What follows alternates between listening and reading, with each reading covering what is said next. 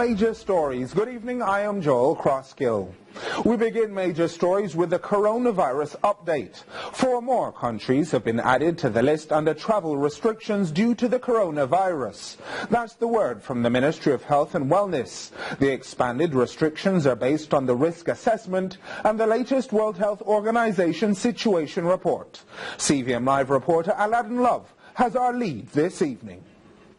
In light of the rapid spread of the coronavirus across the globe, the government of Jamaica has placed travel restrictions on Italy, South Korea, Singapore and Iran. All Jamaicans who have visited Italy, South Korea, Iran and Singapore in the last 14 days will have landing privileges in accordance with the law, but will be subjected to a health assessment and quarantine based on that health assessment. Persons who have visited Italy, South Korea, Iran and Singapore in the last 14 days and who do not have permanent residency or marriage exemption in Jamaica will not be granted landing privileges at any of the country's ports of entry. Non-Jamaicans who have permanent residence and marriage exemptions who are landed and who have visited Italy, South Korea, Iran and Singapore in the last 14 days will be subject to a health assessment and quarantine. Dr. Tufton notes that persons who have visited these nations and have been granted landing privileges but considered high risk will be quarantined in government facilities for up to 14 days. He adds that those who are assessed by the Ministry of Health and Wellness as low risk will be quarantined at home under the supervision of the Parish Health Department. Also, individuals returning from Italy, South Korea, Iran and Singapore who have been granted landing privileges and who display any symptom of the coronavirus will be placed in immediate isolation at a health facility.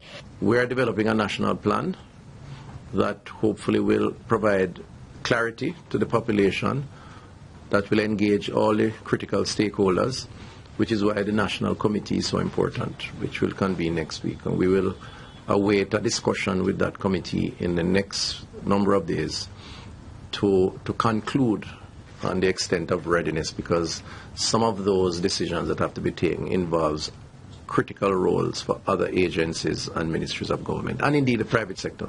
As at February 26, 141 persons arrived in Jamaica who had been in China 14 days prior to arrival.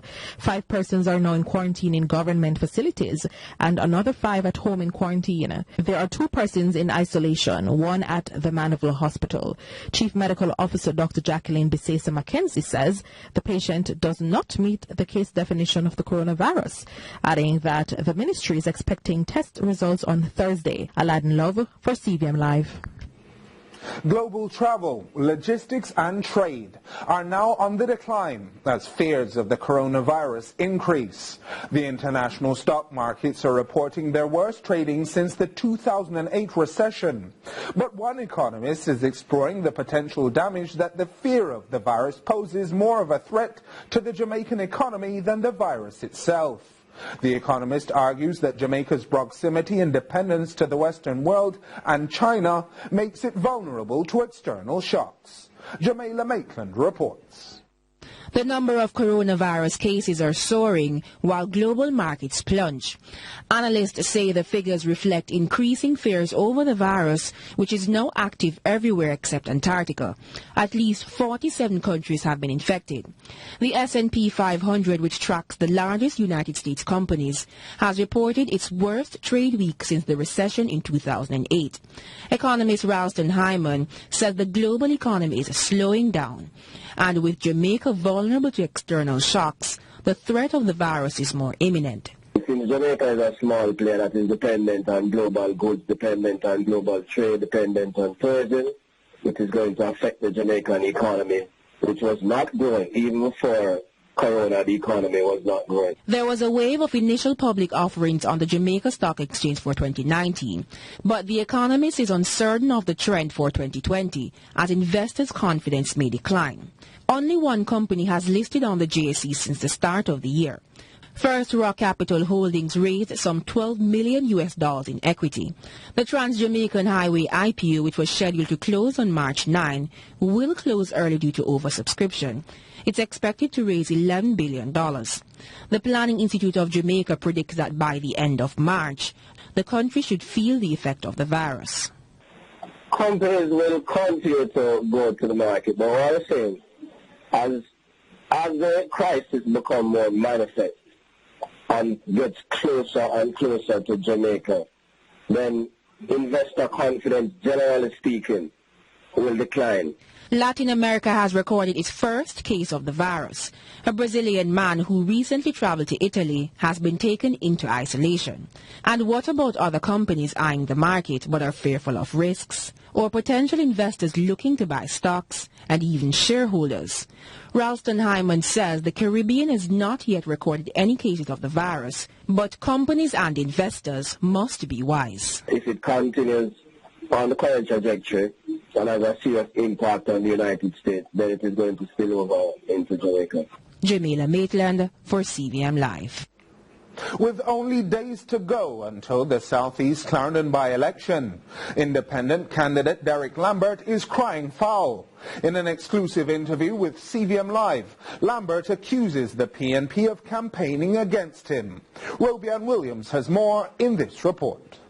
Derek Lambert, a former People's National Party caretaker in southeast Clarendon, is accusing the PNP's Patricia Duncan Sutherland and her supporters of campaigning against him. Previously, the Jamaica Labour Party hinted that Lambert is the PNP's hidden hand in the by-election. The former PNP comrade finds this amusing, as he says back in the 2011 general election, he got no support from the party. Lambert, who entered the political scene with the intention of a victory, says the influence of the PNP may somehow affect his chances. And it is alleged, and I hear it in my ears, I go up on the ground last night, that money is given to people not by the JLP. That is the allegation, not by the JLP, but the other faction, in the name of not voting for Comrade Lambert. I don't even bother call the ombudsman because everybody knows the JLP come down with a bag of money. That I know not now, because the pattern from St. Mary, Portland come right now. We understand that. Lambert highlights that he has not seen the ombudsman or anyone from her office on the ground. When asked about his campaigning, he notes that his strategy is to allow his competitor to get weary on the campaign trail. We don't have money to run up and down and waste time and get enough violence and trouble with people on the road and so on. We give them the road. Make them go and do what they have to do. Lambert says when elected Member of Parliament, his focus will be on agriculture. He wants to secure land to sustain the people. He adds that the JLP is running a campaign with empty promises. It is a ghost town in southern Clarendon. So it makes no sense nobody come right now with no new face or old face to tell me that they will give you water now and so on. We pass them the sort of thing then. Southeast Clarendon pass those sort of politics. What we are dealing with now is empowerment. Derek Lambert and the JLP's candidate Pernell Charles Jr. were nominated on February 12, and the by-election takes place on Monday. Robian Williams for CVM Live. And the PNP candidate for the constituency, Patricia Duncan Sutherland, is hitting back at these damning allegations. The party has also issued a cease and desist order to Derek Lambert. According to the party, Lambert has been promoting himself as the independent PNP candidate. The PNP is sitting out this by-election. We are not campaigning for or against anyone. Lambert's claim that he is the independent PNP candidate is just not true. We would not be wasting any money in this election campaigning for or against anyone. We are on the ground, we are doing our canvass. Whoever wins this wasteful election, by-election, we will beat them in the general election. The Hague Agricultural Industrial Show 2020 did not disappoint, according to farmers. The government has promised to strengthen the industry due to its vital role to the country's economy. It is also encouraging farmers to use technology to be more resilient to the imminent threat of climate change and unfavorable weather conditions. Jamaica Maitland reports. Prime Minister Andrew Holness says agriculture is one of the country's most important economic indicators. While speaking to farmers at the Hague Show in Trelawney, he said the industry must adapt to global trends to be more competitive. The Planning Institute of Jamaica's quarterly report says the agriculture, forestry and fishing indicator increased by 3%.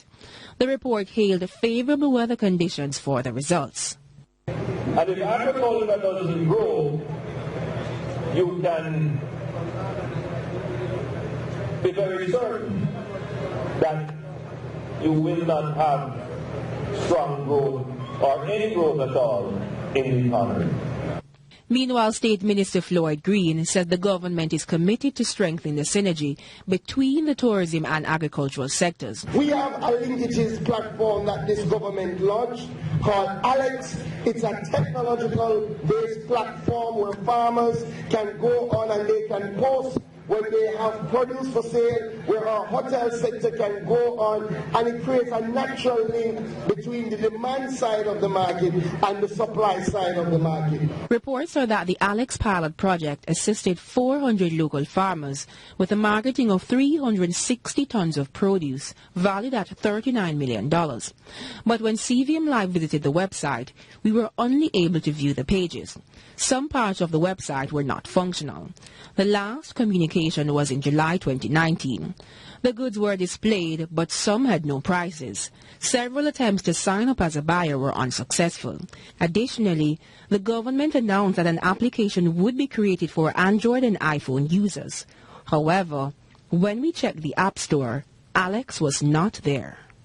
We want to get into every single community to introduce our farmers to the Alex platform. We want to strengthen our RADA offices so that our farmers can go to RADA and access this platform, because we want to